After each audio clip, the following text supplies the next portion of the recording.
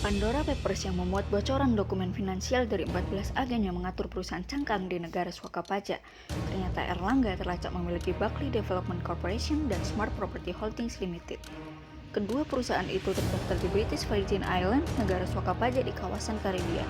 Ketua Umum Partai Golkar ini tak pernah mencantumkan kedua perusahaan tersebut ke dalam laporan harta kekayaan penyelenggara negara.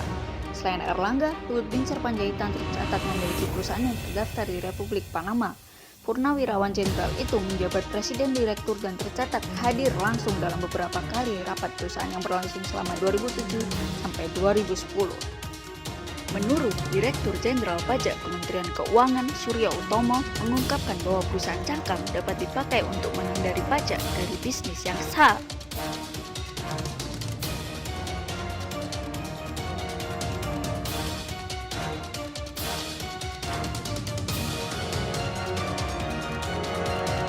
Pajak adalah uang yang wajib dibayarkan oleh rakyat kepada pemerintah.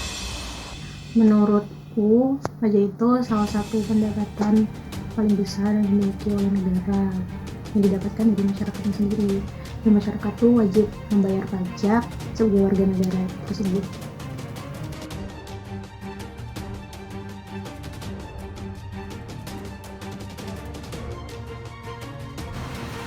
Saya merasa tidak adil karena rakyat Indonesia telah melakukan kewajibannya untuk membayarkan pajak, namun terdapat oknum-oknum tertentu yang malah menyembunyikan hartanya. Mengenai soal pajak itu tentu melanggar aturan ya yang di Indonesia gitu kan, dimana kan Indonesia merupakan negara yang harus membayar pajak gitu. Terus menurut saya orang-orang yang melakukan itu tuh tentu suatu tindakan yang gak adil buat masyarakat lainnya gitu kan, karena berarti dia kayak membuat keuntungan buat dia sendiri gitu loh, dengan mengurangi pajak yang harusnya dia berikan atau dia bayarkan ke negara. Selamat malam, selamat datang di Mata Batin. Saya Lutfi Syihab sebagai tuan rumah Mata Batin dengan seksi ada yang gelap tapi bukan mati lampu. Baik, saya di sini tentu tidak sendiri karena telah hadir dua narasumber keren bersama kita.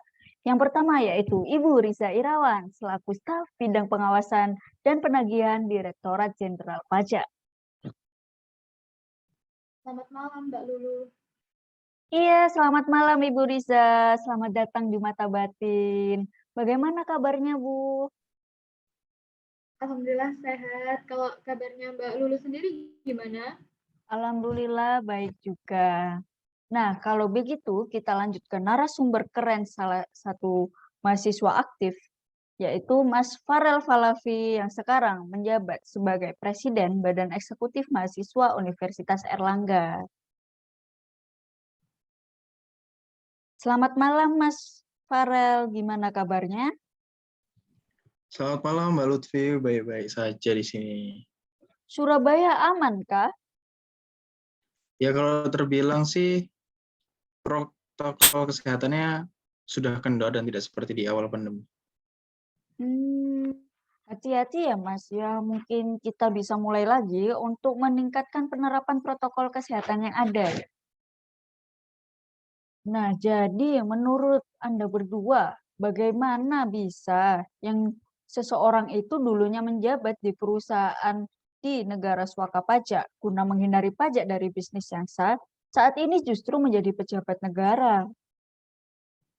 Menurut saya, tentu ada sesuatu di balik itu. Kita pasti tidak mengetahuinya dengan seksama.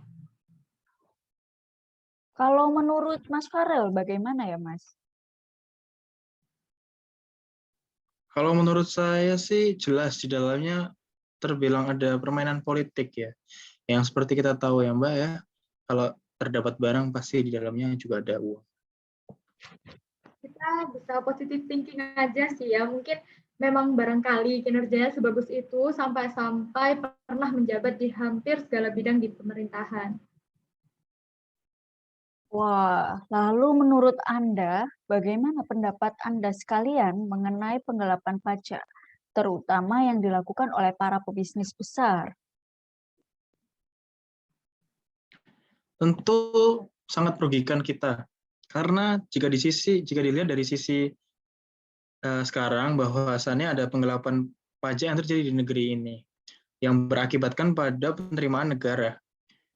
yang menjadi berkurang, terutama dalam sektor perpajakan sendiri. Dengan begitu, hal ini akan membuat pembangunan infrastruktur kita menjadi terhambat, bahkan terlambat. Ya, RAPBN juga akan terhambat kan jika begitu. Nah, kalau melihat beberapa kasus yang telah terjadi, misalnya Gayus Tambunan, itu bahkan merugikan negara hingga 1,52 miliar. Maksud saya 1,52 triliun. Dan itu terjadi sangat gempar pada tahun 2010 dan 2011. Ya kita tahu bahkan sampai tercipta lagunya gitu. Benar sekali, hingga sampai rugi 1,52 triliun ya Bu Riza. Ya, seperti yang kita tahu ya Mbak, Mas, pajak itu merupakan sumber pemasukan terbesar untuk negara. Nah, tentu kita harus dapat mengolahnya dengan baik. Akan tetapi ada saja oknum-oknum nakal bertindak curang guna menghindari pajak ini. Ya, dengan cara penggelapan pajak yang dilakukan oleh mereka. Walaupun pajak merupakan beban bagi suatu perusahaan, terutama perusahaan besar, tetapi itu tetaplah kewajiban kita sebagai masyarakat Indonesia, sehingga harus tetap dibayarkan. Saya setuju ya sama Mas Farel, sangat kritis sekali, benar adanya penggelapan pajak sangat menghambat pertumbuhan negara. Bagaimana bisa kita membangun jika uang yang masuk ke negara banyak yang berkurang akibat tindakan curang membayar pajak?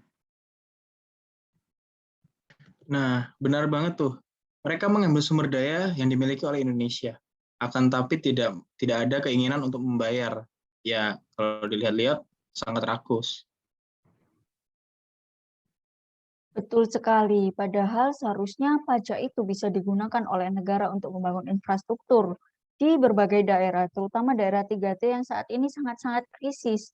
Sektor-sektor itu dapat dimajukan dengan uang dari pajak ini, seperti sektor kesehatan, sektor pendidikan, sehingga saat ada pandemi seperti ini kita tidak kelimpungan kan. Nah, lalu dari pertanyaan barusan, bukankah hal seperti itu akan mempengaruhi pebisnis lainnya untuk berpikir demikian? Ya, saya pikir pebisnis pasti terpengaruh ya. Di lain sisi kan kapan lagi seorang pebisnis itu mendapatkan keuntungan maksimal dengan tanpa membayar pajak. Di saat yang seperti ini, manusia paling mudah dipalingkan dengan uang dan harta juga. Perusahaan yang melakukan penggelapan pajak tentu akan lebih menguntungkan daripada perusahaan yang jujur. Seperti yang kita tahu, pendapatan mereka pasti akan lebih banyak karena tidak berkurang dengan adanya membayar pajak, sehingga akan memunculkan persaingan yang tidak sehat dan bisa saja perusahaan yang jujur tersebut akan melakukan hal yang sama untuk mendapatkan keuntungan lebih. Betul-betul. Bahkan berdasarkan laporan oleh Tax Justice Network, melaporkan akibat penghindaran pajak, Indonesia diperkirakan rugi hingga 4,86 miliar US dollar per tahun. Angka tersebut setara dengan 68,7 triliun rupiah. Sangat merugikan negara. Bayangkan dengan uang sebesar itu banyak infrastruktur yang dapat kita bangun kan, seperti yang telah saya sampaikan tadi. Akan tetapi karena keserakan oknum-oknum nakal ini, kita belum merasakan sampai saat ini. Padahal katanya tahun 2045 itu golden year untuk Indonesia karena ada banyak generasi muda, generasi penerus bangsa yang akan menorehkan banyak prestasi dan banyak istilahnya startup perusahaan sektor-sektor di negara Indonesia ini maju semua. Tapi pada kenyataannya data itu menunjukkan kalau negara sampai saat ini masih rugi. Nah, sebagai orang yang bijak, tentunya Anda selaku orang yang wajib dan taat membayar pajak harus mematuhinya, bukan? Nah, ya, saya setuju ya. Kalau menilik dari diskusi kita barusan, saya rasa peran penting akan kesadaran pajak ini dipegang oleh para generasi muda, bukankah begitu? Berarti menurut Bu Riza, mahasiswa adalah pemeran utama dalam kesadaran pajak.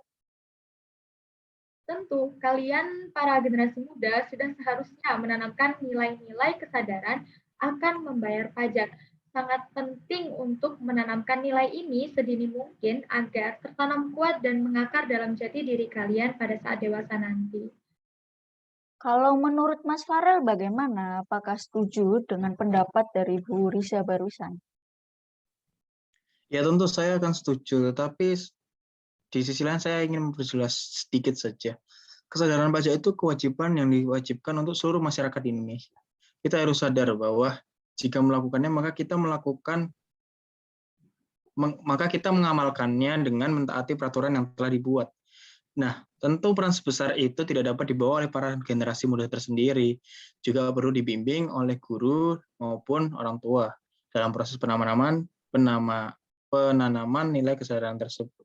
Tidak lupa, contoh yang baik dari tokoh-tokoh sebelumnya dapat berpengaruh terhadap proses yang kita jalani.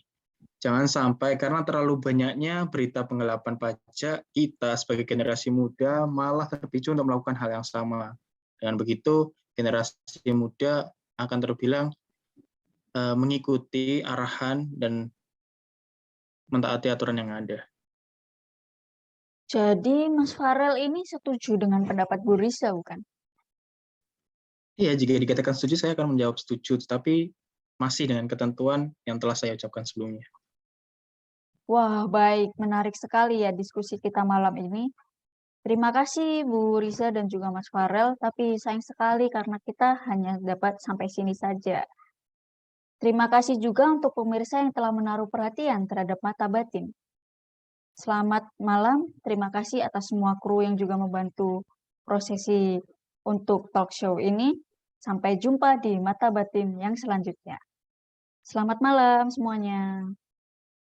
Malam. Selamat malam, terima kasih Mbak Lutfi. Kita rindu pejabat penuh tauladan yang memimpin bukan demi kekayaan. Selama para pejabat menghamba harta benda, negara akan terus dijadikan sapi perah penguasa. Menunggu wakil rakyat yang sadar posisi untuk berbakti, tak gampang mabuk jabatan dan materi.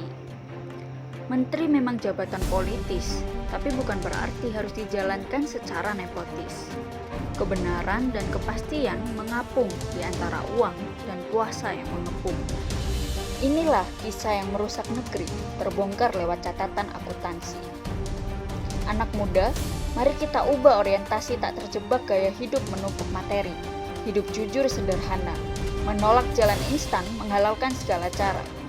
Apa gunanya sekolah tinggi-tinggi jika hanya perkaya diri sendiri dan famili? Jangan bosan bicara tentang kebenaran, agar demokrasi tak berakhir sia-sia.